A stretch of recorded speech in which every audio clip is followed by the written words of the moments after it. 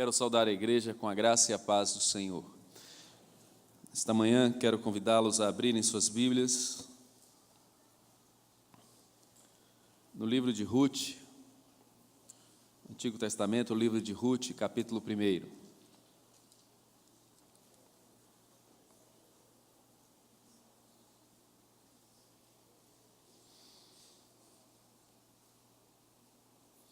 Livro de Ruth, capítulo 1.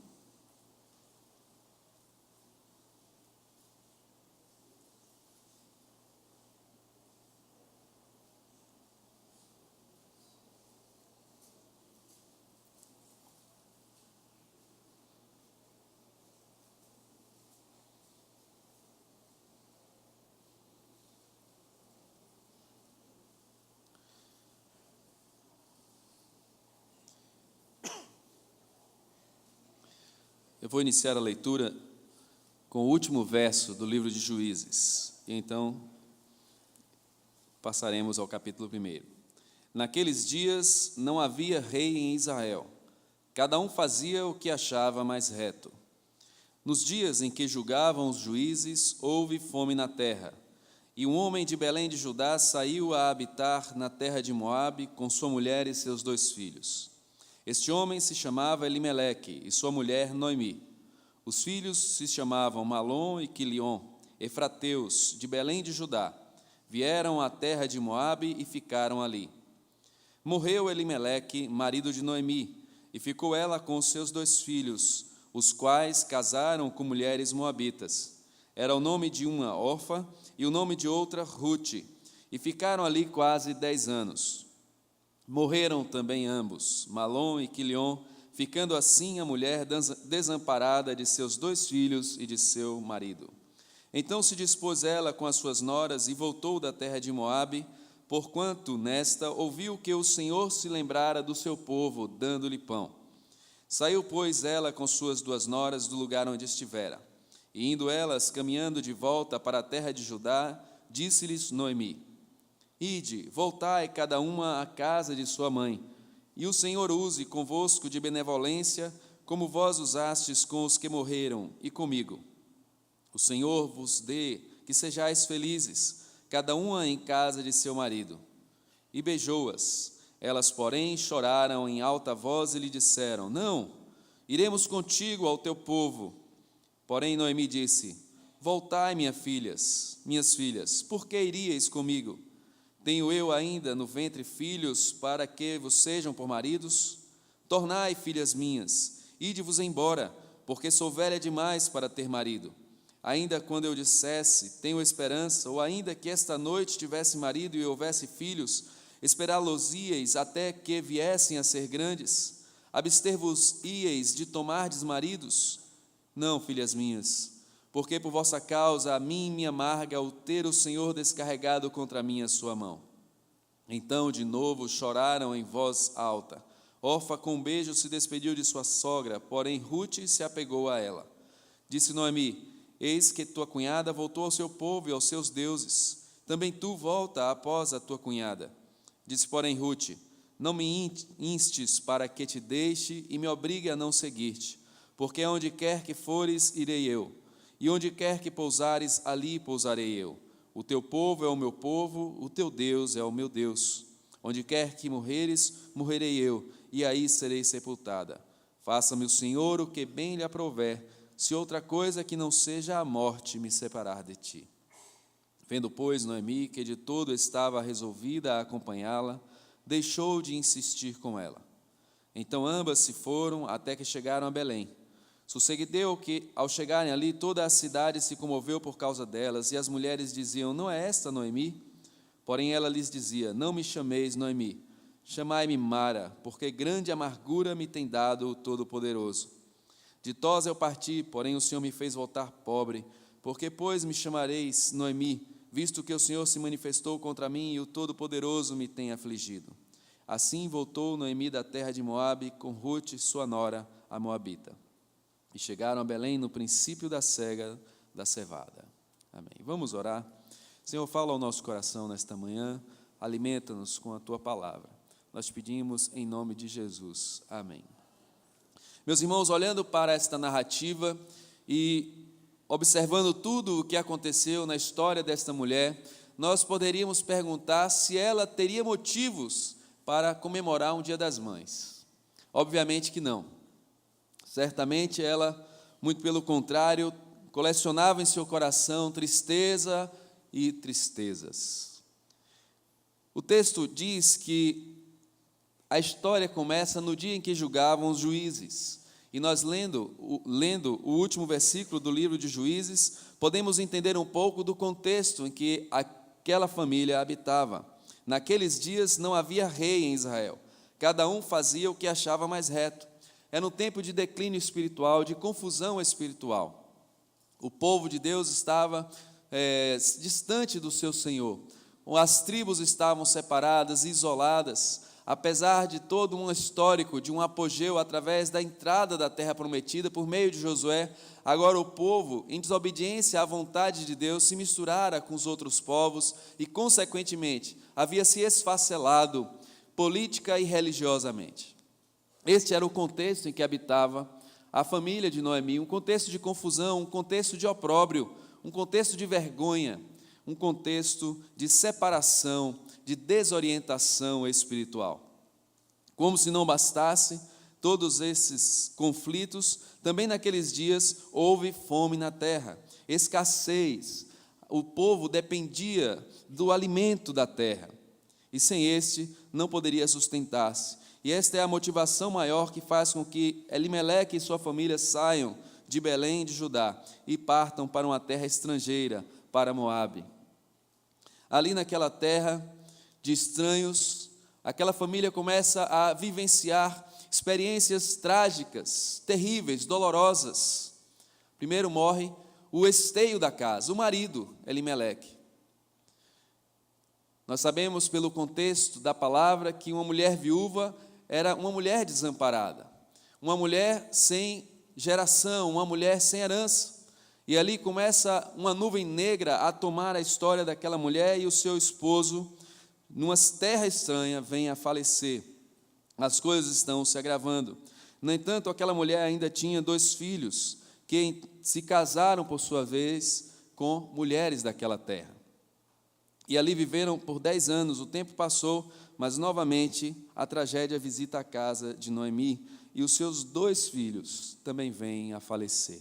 Não há descrição aqui de como eles faleceram, de como aquela família foi perdendo os seus homens, mas ali agora se encontrava Noemi, com apenas as suas noras, mas sem uma geração, sem netos, sem filhos.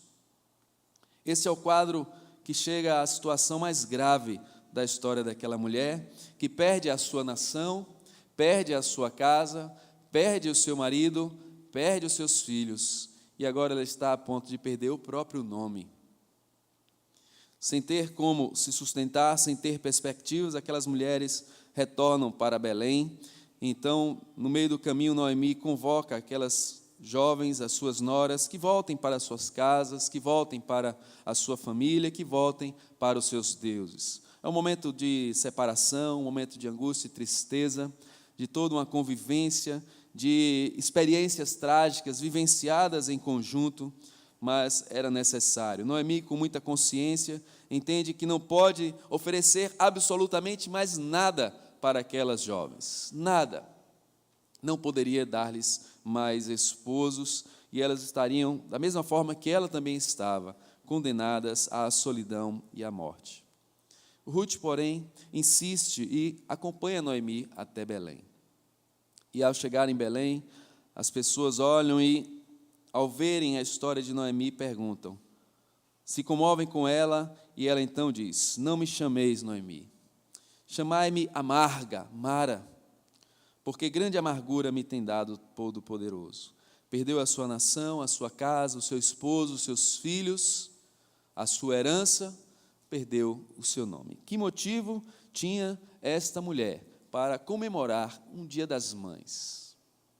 Meus irmãos, nós poderíamos fazer um paralelo na história trágica desta mulher, através de uma leitura dos dias em que nós vivemos, e perguntar se de fato nós encontramos real motivo para, no contexto em que nós vivemos, ter motivos para comemorar um Dia das Mães. Pode não parecer um discurso politicamente correto, né? Mas aguarde que você vai entender a minha linha de raciocínio. Nós vivemos um tempo hoje em que parece que não há rei na terra. As pessoas fazem cada um o que acham mais reto. Os valores se tornaram relativos, particulares, pessoais, subjetivos. Não há mais uma diretriz, não há colunas, não há estacas que fincam valores, princípios. Nós estamos vivendo um tempo que cada um raciocina a vida e o mundo do seu próprio jeito, cria suas próprias verdades e faz com que as coisas que pensam se tornem absolutos para si mesmo, ainda que não sejam para os demais. Nós vivemos um tempo em que as pessoas se governam e não se submetem a nenhum tipo de autoridade, não se submetem a nenhum tipo de lei, enquanto não lhes for conveniente. Parece que nós estamos vivendo um tempo de opróbrio também, e estamos, de uma sociedade que jaz no maligno. Também podemos pensar que, assim como Noemi viu desfigurar toda uma estrutura familiar, de uma forma paralela, um pouco diferente, mas hoje nós também estamos observando famílias se desmoronando. Famílias com a ausência dos pais, família com a omissão do homem, aquele que tem uma responsabilidade capital na condução do seu lar, homens ausentes, homens que abandonaram seus lares. Nós vemos também filhos mortos dentro de casa, entregues às drogas, às paixões, à rebelião, sem diálogo, sem obediência, sem temor, sem respeito, filhos que não honram pai e mãe. A família está devassada, valores que foram corrompidos, distorcidos, manipulados, papéis que foram invertidos, descaracterizados. Esta é a descrição das famílias do nosso tempo, onde os homens, em um número pequeno, representando a maioria, se assentam e tomam decisões para dizer o que é o esteio de uma família, o que é uma base de uma família. E agora nós estamos vivendo esse tempo, um tempo de fome espiritual, de escassez, um tempo sem esperança. E nós não podemos nos deixar levar por esses arroubos consumistas que tecem flores e perfumes para dizer que tudo está bem, quando nada está bem. Os shoppings estão cheios, as promoções entupindo as lojas, os horários dilatados, a fim de que todos possam comprar um presente para a sua mãe, que parece que agora é o dia de retratação. Não estamos vivendo uma sociedade que nos permita celebrar o Dia das Mães. Leis tramitando para a legalização do aborto. Leis que tramitam, que vão diretamente modificar a estrutura e tentar de todas as formas destruir a estrutura familiar, que foi elaborada com um propósito, com inteligência, determinada uma composição equilibrada, perfeita, para que funcionasse assim. E de uma forma natural, Deus compôs esta estrutura. E se Ele a compôs, na sua soberania, a compôs para funcionar desta forma.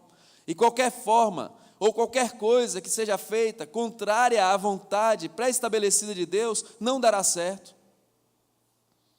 Mas há leis que estão tramitando, estão invadindo a nossa casa, corrompendo os nossos lares. Olhamos para a mídia, uma mídia cínica,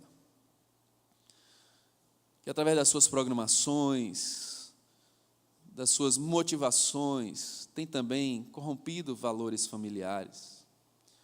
Dos desenhos animados, aparentemente inocentes, engraçados. Você vê pais e filhos em crises constantes, homens e mulheres se ridicularizando, vivendo sob a ironia, zombando uns dos outros, sendo obstáculo um para o outro, quando deveriam ser auxiliadores, novelas, filmes, literatura, toda uma composição que está tentando minar um plano original que beneficiava a família.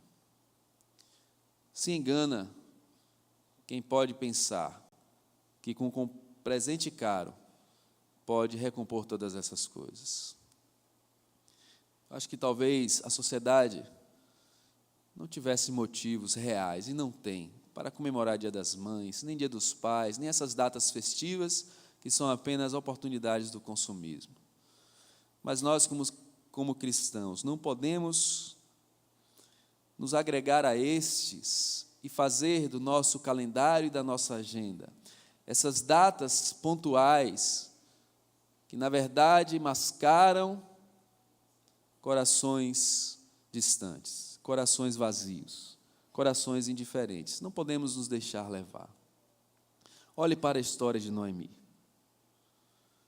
Em um domingo como este, pela manhã, no calendário deles, o segundo domingo de um mês, referente ao mês de maio, poderia ela ter algum motivo para comemorar e celebrar o Dia das Mães? Eu creio que não. Com toda a sinceridade da alma, com toda a transparência, com toda a coragem de dizer o que ela disse, de abdicar do seu próprio nome, certamente ela não mascararia uma falsa alegria. No entanto, meus queridos irmãos, nós lemos apenas o início, uma parte do registro da história desta mulher, que não termina aqui. Como não termina neste caos a situação de todos aqueles que têm um Deus que conduz a história, que tem um Deus, como diz o texto, que se lembra do seu povo e que entra com providência, de um Deus que conduz a nossa história com propósito eterno, e ainda que nos faça passar pelo vale da sombra da morte, permanece conosco, nos dando a clara certeza de que passaremos ali incólumes, e Ele nos conduzirá para viver com Ele para sempre, todos os dias da nossa vida. Sim, o Senhor se lembrou do seu povo, da mesma forma que o Senhor estava acompanhando a história de Noemi, acompanhando a sua dor, acompanhando a sua tristeza. E saltando para o último capítulo deste livro, nós lemos que, chegando ali em Belém, Noemi orientou Ruth que se encontrasse com um resgatador da sua própria família. E apontou para Boaz, embora Boaz não fosse o primeiro resgatador por direito, aquele que poderia atribuir a uma viúva, ou às suas filhas, ou às suas noras, uma geração para perpetuar a própria família. E ele tinha como direito ser o resgatador, ainda que não o primeiro desses. Mas nós vemos na vida de Ruth, na vida de Boaz, marcas de fidelidade, de amor, de compromisso, com regras, com leis, com princípios. E eles seguem esses princípios.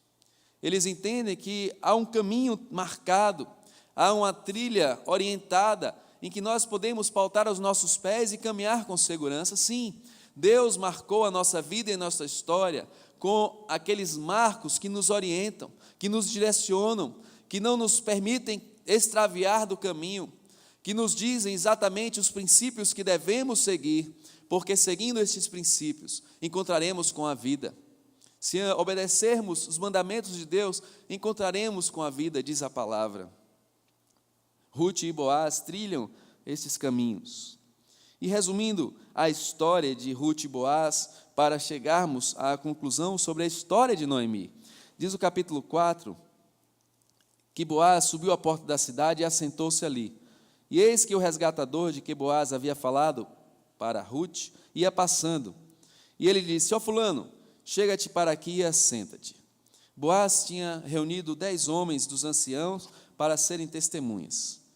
E disse ele: aquela parte da terra que foi de Elimeleque, nosso irmão, Noemi, que tornou da terra dos moabitas a tem para a venda.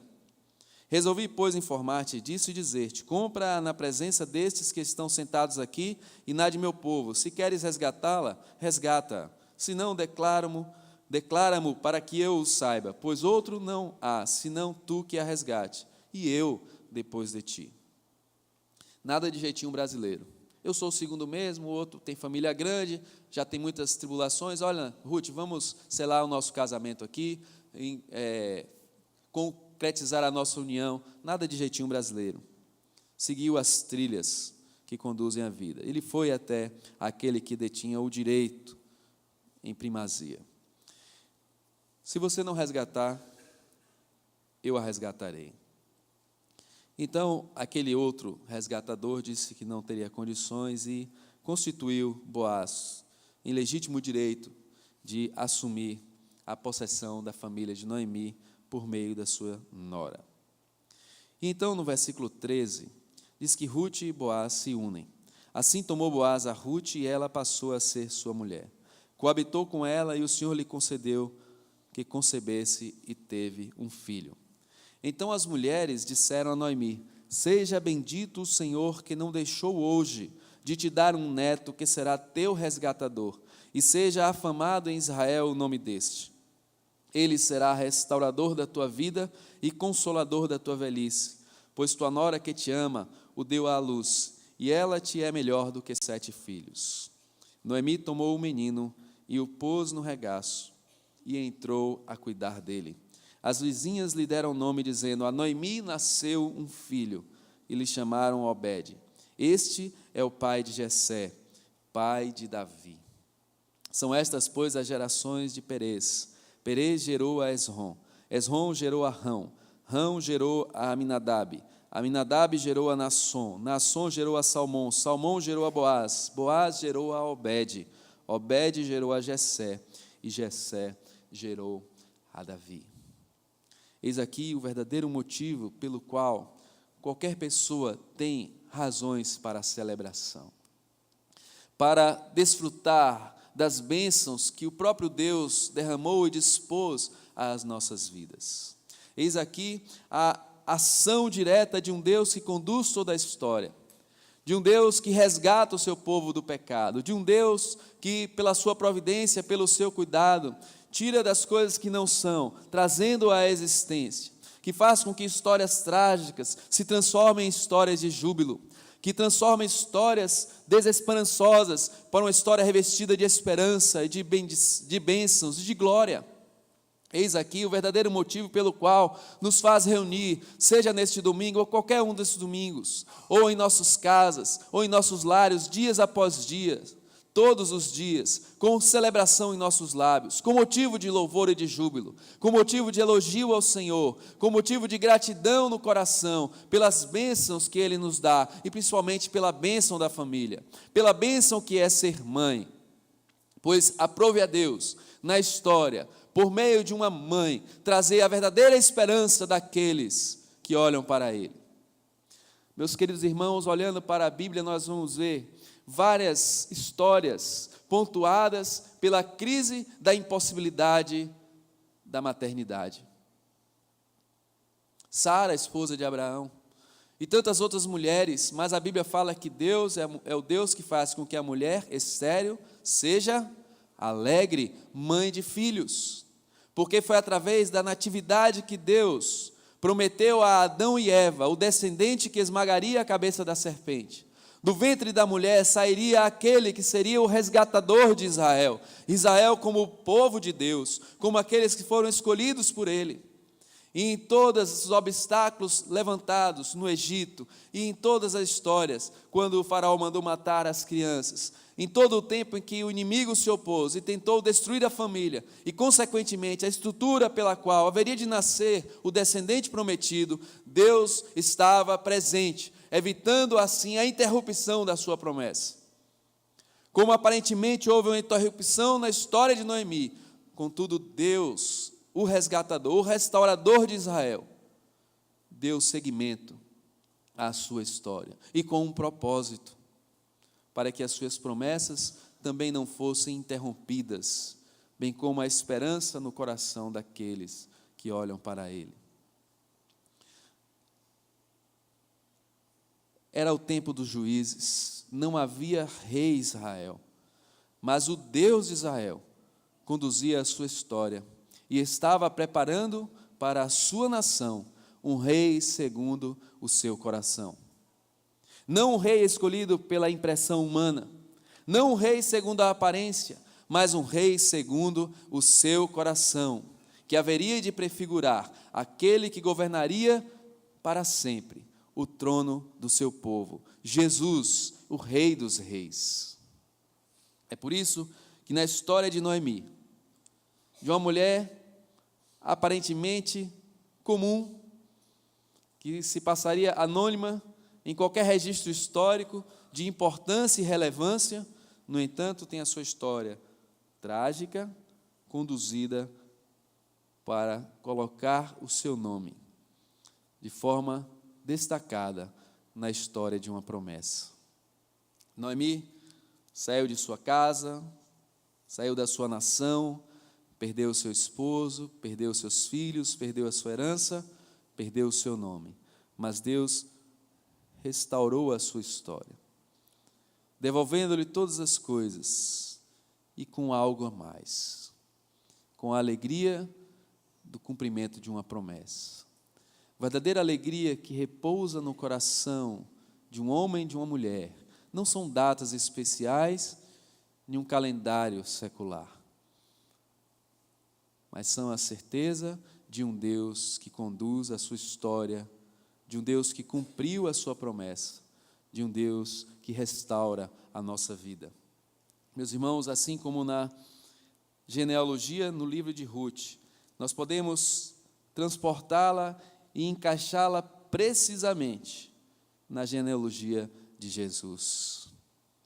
Era o rei esperado, a verdadeira alegria, a verdadeira esperança de Israel, o Messias que haveria de resgatar o seu povo, perdoando-lhes os seus pecados, salvá-los da escravidão, do jugo do pecado, da morte, da condenação de Satanás, conduzindo para a presença do seu Deus santo, soberano, de um Deus que governa a história.